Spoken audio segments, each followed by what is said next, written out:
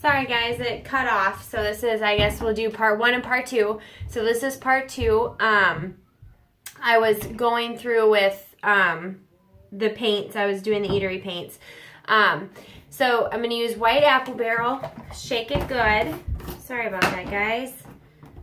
I guess my phone has too many pictures of my cute kiddos on it. Ran out of space. Okay, so I'm just going to take it the same way. Put a real thick coat on it. Okay. So that's what I would do. I'm not going to finish it because I see I only have 2 minutes left. So I'm just going to go on and pull this one up. So this is the welcome we just did, and we'll call it part 1. You're just going to pull it. Don't be afraid to pull it. It's got to come up.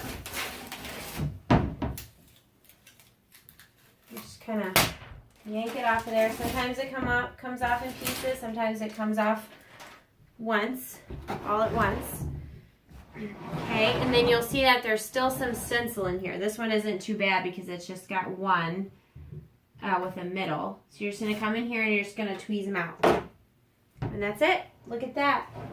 Just made a nice, pretty welcome sign. Look at that. All right, so I spray these up. I seal them good. And this will go out tomorrow.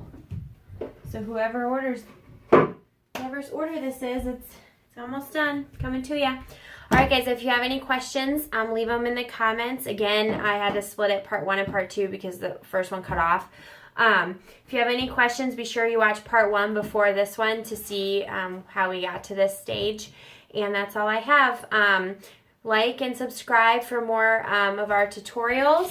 And that's all I have. All right, thanks, guys. Have a good day.